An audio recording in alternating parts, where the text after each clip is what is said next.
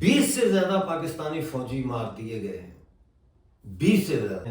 افغانستان نے 400 کلومیٹر تک مار کرنے والا میزائل کا تجربہ کیا ہے۔ اس کے علاوہ اس وقت افغانستان میں رشین ٹینکس جو تھے ان کے پرزوں کی ایک بڑی کھیپ پہنچ گئی ہے۔ اس کے علاوہ مختلف ملکوں سے، جن کے میں یہاں نام نہیں لے سکتا، بڑی کمک بھی آ رہی ہے۔ بلوچستان کے حالات سے ہر وقت باخبر رہنے کے لیے خبریں اور تجزیہ ڈاکٹر امجد ایوب مرزا پیش کرتے ہیں۔ پلیز چینل کو جوائن کیجیے۔ کچھ ممالک نے افغانستان کو ڈرونز بھی پہنچا دیے ہیں۔ وہ ڈرونز، ایک ڈرون جو ہے وہ 6 بم کیری کر سکتا ہے، یعنی وہ 6 بم لے کے جائے گا اور وہ ایک بم پھینکے گا، پھر دوسری جگہ پہ دوسرا پھینکے گا۔ اس طرح سے 6 بمز جو ہے وہ ڈرونز کے ساتھ، اور 600 ڈرون ان کے پاس اس وقت موجود ہیں افغانستان کی ڈیفنس فورسز کے پاس۔ یہ جو ڈرون ہیں یہ آسمان میں 2 کلومیٹر اوپر تک پرواز کر سکتے ہیں، لیکن ان کو پھر نیچے آنا پڑتا ہے بم ٹارگٹ پہ مارنے کے لیے۔ کہا یہ جاتا ہے کہ عام طور پہ 1200 میٹر کی بلندی تک یہ آ سکتے ہیں مارنے کے لیے، لیکن خیال یہی ہے کہ یہ تقریباً 1 کلومیٹر کی بلندی سے ٹارگٹ کر کے ماریں گے۔ اور یہ انتہائی ماڈرن سسٹم ہے، ڈیجیٹل ہے۔ آپ ایک سکرین پر بیٹھ کے ٹارگٹ چوز کرتے ہیں، ڈرون کو گائیڈ کرتے ہیں اور پھر اس جگہ پہ آپ وہ ریلیز کر دیتے ہیں بمز۔ پاکستان اس وقت قطر میں کوشش کر رہا ہے کسی طریقے سے جو ہے وہ امیر خان متقی جو فارن منسٹر ہیں اور دوسرے جو لوگ جائیں گے وہاں ڈیلیگیشن لے کے، غالباً ان کے پاؤں پکڑنے کی پوری تیاری کی ہوئی ہے پاکستان نے، لیکن اس کے ساتھ ساتھ پاکستان جو ہے وہ اپنی حرکتوں سے باز نہیں آ رہا۔ میری یہ اطلاع ہے، اور میں آپ کو ابھی اور تصویریں بھی دکھاؤں گا، ویڈیو بھی دکھاؤں گا، کہ فاشزم کی بدترین مثال جو ہے پاکستان قائم کر رہا ہے، اور کراچی میں افغان بستی پہ پولیس نے دھاوا بولا ہے، وہاں پہ لوگوں کو گرفتار کیا ہے اور لوگوں کو مار پیٹ کر رہے ہیں، لوگوں کے گھر گرا رہے ہیں۔ ایک چھوٹا سا ویڈیو دیکھیے۔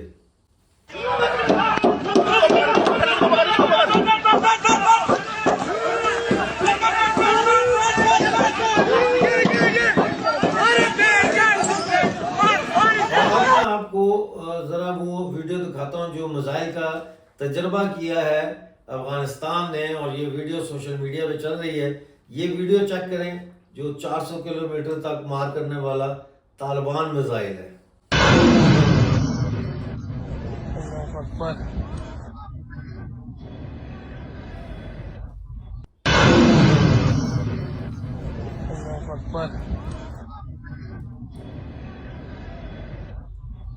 ناظرین، سندھ میں جہاں افغانستان کے لوگ رہتے تھے ان کے گھروں کے اوپر اب نشان لگائے جا رہے ہیں آئیڈینٹیفائی کرنے کے لیے، اور سننے میں یہ آیا ہے کہ سندھ میں جو قوم پرست ہیں انہوں نے سندھ میں جو افغان مہاجرین تھے اور جو وہاں سے جا رہے ہیں یا نکالے جا رہے ہیں ان کے گھروں پہ قبضے شروع کر دیے ہیں۔ یہ خبر سوشل میڈیا پہ گردش کر رہی ہے، اس میں کہاں تک سچائی ہے یہ جو سندھ کے لوگ ہیں وہ نیچے کمنٹ کر کے بتائیں۔ قوم پرست بھی مجھے پتہ ہے میرا ویڈیو دیکھتے ہیں تو وہ بتائیں کہ اس میں کتنی حقیقت ہے۔ لیکن نارتھ وزیرستان یا شمالی وزیرستان میں جو ہے وہ شدید حملہ ہوا ہے۔ کاشف شہید قلعہ میر علی میں حملہ کیا گیا ہے، 7 خودکش اس میں شامل تھے لوگ، اور یہ ذمہ داری جیش الفرسان محمد حافظ گل بہادر گروپ نے قبول کی ہے۔ اس میں 20 فوجی ہلاک کیے گئے ہیں۔ ناظرین، یہ خالد بن ولید خودکش اسکواڈ ہے۔ یہ اسکواڈ جو ہے حافظ گل بہادر نیٹ ورک کا ایک ذیلی دھڑا ہے۔ انہوں نے یہ ذمہ داری قبول کی ہے، 20 پاکستانی فوجی مارنے کا انہوں نے دعویٰ کیا ہے۔ اسی طرح سے بلوچستان میں بھی 4 فوجی مارے گئے ہیں، ایک جگہ، 2 ایک جگہ اور ایک جگہ۔ تو پاکستانی فوج جو ہے وہ ہر روز ان کی مرنے کی خبریں آ رہی ہیں، یہاں اتنے مر گئے، وہاں اتنے مر گئے، افغان پاک بارڈر پہ اتنے مر گئے۔ اور یہ تصویر ایمبولنس کی ہے، یہ اب انہوں نے افغان والوں نے جو ہے وہ پاکستانی لاشیں جو ہے فوجیوں کی وہ واپس کرنا شروع کر دی ہیں۔ تو یہ ریڈ کریسنٹ کی ایمبولینس ہے جس میں ان کی لاشیں لے کے آئی جا رہی ہیں۔ ایک کیپٹن جو ہے رزمک میں مارا گیا ہے، اس کا نام عثمان ہے، یہ اس کا فوٹو ہے۔ اس کے علاوہ ناظرین ایک اور میرے پاس خبر ہے، اور وہ خبر یہ ہے کہ جیش فرقان محمد کا شمالی وزیرستان کے علاقے کھڈی میں پاکستانی فوج کے کیمپ پر حملہ ہوا ہے۔ خودکش دھماکے کے بعد 12 حملہ آور جو ہے وہ کیمپ میں گھس گئے ہیں، کئی فوجی ہلاک ہو چکے ہیں۔ یہ ڈیولپنگ سٹوری ہے، ابھی کتنے فوجی اس میں ہلاک ہوئے ہیں اس کی خبر ابھی نہیں آئی۔ اس کے ساتھ ساتھ سوابی میں کلا بٹ پولیس چوکی پر مسلح افراد نے ہینڈ گرنیڈ سے حملہ کیا ہے، جہاں ایک جو کانسٹیبل ہے، یہ اس کا فوٹو ہے، نور کمال شاہ لالا، یہ ہلاک ہو چکا ہے۔ اور دوسری طرف جو ہے وہ بلوچستان میں ناظرین